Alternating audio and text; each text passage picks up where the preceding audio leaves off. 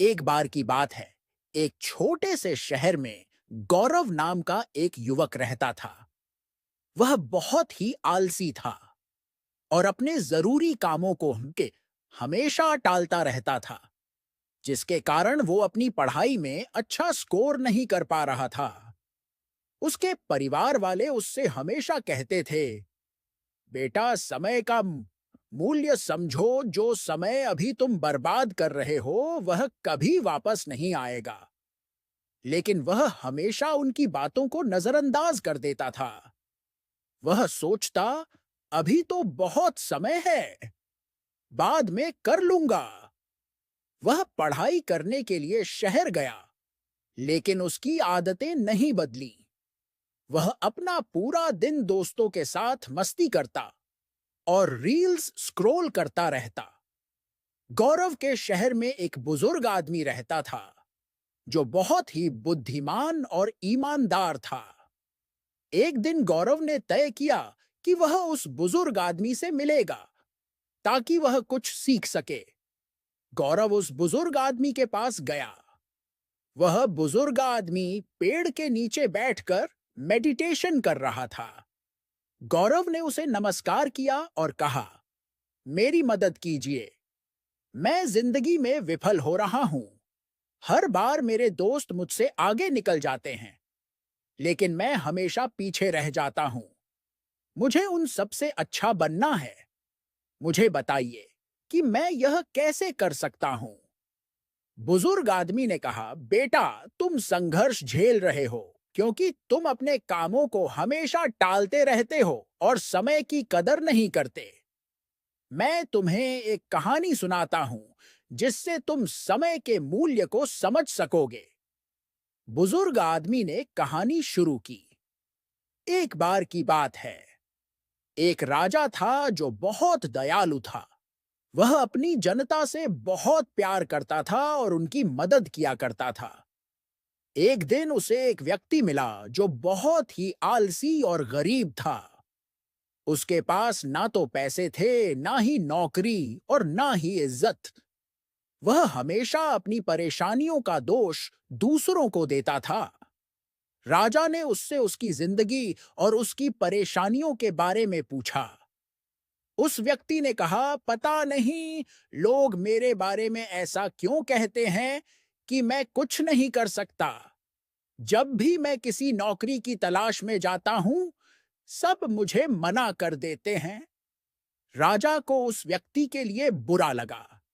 राजा ने कहा, एक सौदा करते हैं। सूर्य अस्त होने से पहले तुम मेरे राज दरबार में आना, और जितना सोना चांदी तुम ले जा सको उतना ले जाना। वह सब तुम्हारा होगा। आदमी बहुत खुश हो गया और राजा को धन्यवाद कहा। वह अपने घर की ओर दौड़ा और उसने अपनी पत्नी को सब कुछ बताया। उस व्यक्ति की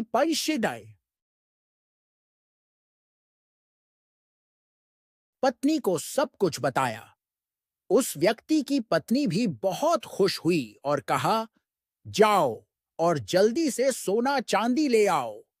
उस व्यक्ति ने कहा, मैं अभी नहीं जा सकता, मैं भूखा हूं, पहले मुझे खाना दो।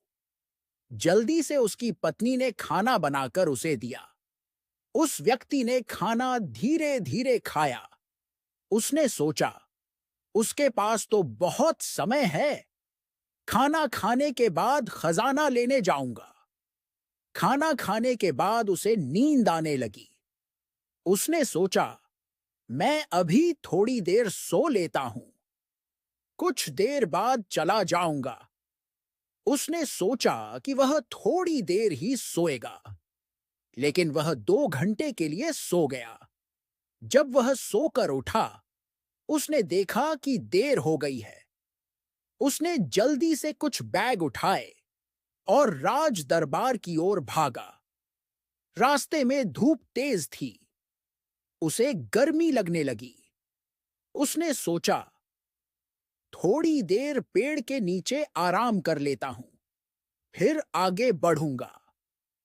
उस समय पेड़ के नीचे हवा चल रही थी, जिससे उसे फिर नींद आ गई। इस बार वह 4 घंटे के लिए सो गया।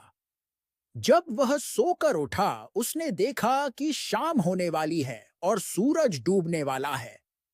वह जल्दी से बैग उठाकर राज दरबार की ओर भागा।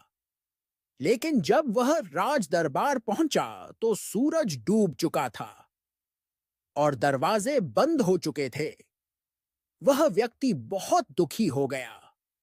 उसने अमीर बनने का एक अच्छा मौका गवा दिया, क्योंकि उसने समय के मूल्य को नहीं समझा।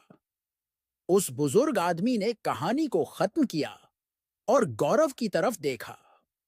गौरव के पास कोई शब्द नहीं थे। उसे अपनी गलती का ऐस्तगीज सा एहसास हुआ। गौरव ने उस बुजुर्ग व्यक्ति को धन्यवाद दिया और घर वापस लौट गया। उसे समझ आया कि समय बहुत कीमती है। उसे बर्बाद नहीं करना चाहिए। उसी दिन से गौरव ने अपने लक्ष्यों पर काम करना शुरू किया। उसने अपनी काम टालने वाली आदत को छोड़ दिया और वह बहुत प्रोडक्टिव बन गया। कुछ ही दिनों बाद वह अपने सभी दोस्तों से आगे निकल गया और कॉलेज का सबसे होनहार बच्चा बना। इस कहानी से हमें यह सीख मिलती है कि समय सबसे मूल्यवान संपत्ति है।